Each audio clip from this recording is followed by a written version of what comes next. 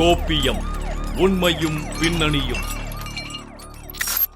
நாட்டில் என்ன நடக்கிறதோ இல்லையோ, வயதான மூதாட்டிகள் நகைக்காக கொலை செய்யப்படுவதை மட்டும் தடுக்கவே முடியவில்லை என்பதை உணர்த்தும் விதமாக பழனியில் தனியாக வசித்து வந்த 80 வயது மூதாட்டியை மர்ம நபர்கள் கழுத்தை நெரித்து கொலை செய்து அவர் அணிந்திருந்த 7 சவரன் நகைகளை கொள்ளையடித்து சென்ற சம்பவத்தையும், மேலூர் அருகே வீட்டில் தனியாக இருந்த பெண்ணை சேலையால் கழுத்தை நெரித்து நகை பறிக்க முயற்சி செய்த சம்பவங்களை பற்றி இப்போது பார்ப்போம். திண்டுக்கல் மாவட்டம் பழனி மாரியம்மன் கோவில் எதிரில் 80 வயதான ராமுதாய் வசித்து வந்துள்ளார். இவருடைய கணவர் மற்றும் ஒரே மகனும் ஏற்கனவே இறந்துவிட்ட நிலையில் இவருடைய 3 மகள்களும் திருமணமாகி வெளியூர்களில் வசித்து வருவதால் மூதாட்டி ராமுதாய் மட்டும் இந்த வீட்டில் தனியாக வசித்து வந்துள்ளார். இந்நிலையில் கடந்த 2 நாட்களுக்கு முன்பு ராமுதாய் அவரது வீட்டில் சடலமாக கிடப்பதைக் கண்டு அதிர்ச்சியடைந்த அக்கம் பக்கத்தினர் உடனடியாக இது குறித்து பழனி நகர் காவல் நிலையத்திற்கு தகவல் தெரிவித்துள்ளனர். அதனைத் தொடர்ந்து சம்பவ இடத்திற்கு விரைந்த சென்ற ஆய்வாளர் தங்க முனுசாமி தலைமையிலான போலீசார் மூதாட்டியின் உடலை கைப்பற்றி பிரேத பரிசோதனைக்காக பழனி அரசு மருத்துவமனைக்கு அனுப்பி வைத்தனர்.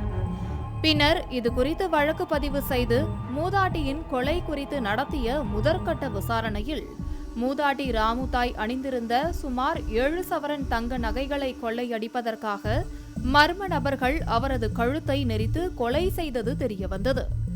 இதனையடுத்து கொலையாளிகள் குறித்து போலீசார் விசாரணை நடத்தி வரும் நிலையில் இந்த சம்பவம் அப்பகுதியில் பெரும் அச்சத்தை ஏற்படுத்தியுள்ளது. அதேபோல மதுரை மாவட்டம் மேலூர் அருகே கோட்டநத்தம்பட்டியை சேர்ந்த இளங்கோவன் வெளிநாட்டில் வேலை செய்து வருவதால் கோட்டநத்தத்தில் இருக்கும் வீட்டில் அவரது மனைவி கலைச்செல்வி மட்டும் தனியாக வசித்து வந்துள்ளார். இந்நிலையில் கடந்த 2 நாட்களுக்கு முன்பு வெளிநாட்டில் இருக்கும் இளங்கோவனுடன் அவரது மனைவி தொலைபேசியில் பேசிக் கொண்டு இருந்துள்ளார்.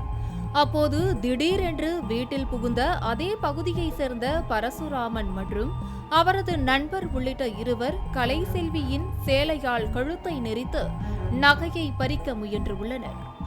அப்போது கணவன் பேசிக் கொண்டிருக்கும் போதே கடைசியாக கலைச்செல்வியின் கூச்சலுடன் செல்போன் இணைப்பு துண்டிக்கப்பட்டதால் விபரீதத்தை உணர்ந்த இளங்கோவன் வெளிநாட்டில் இருந்தபடியே அக்கம் பக்கத்தினருக்கு தகவல் தெரிவித்துள்ளார்.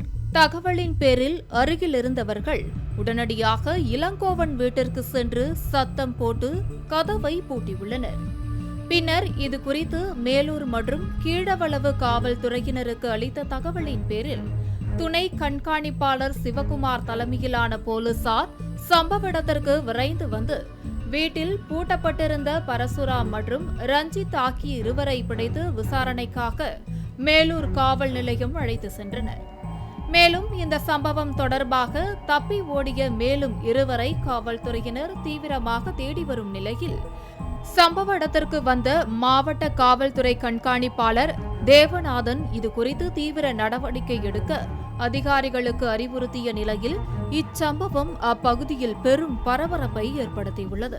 எப்போதும் போல மூதாட்டிகள் கொலை செய்யப்படுவதை பொதுமக்களைப் போலவே நடவடிக்கை எடுக்க வேண்டிய காவல்துறையினரும் அதனை ஒரு செய்தியாக மட்டும் கருதி கடந்து சென்று விடுகின்றனரோ என்பதைப் போல மூதாட்டிகள் நகைக்காக கொலை செய்யப்படுவது தொடர்கதையாகி வருகிறது. இனிமேலாவது இதனை தடுக்க காவல்துறை நடவடிக்கை எடுக்க போகின்றனரா இல்லையா என்பதை பொறுத்திருந்துதான் பார்க்க வேண்டும்.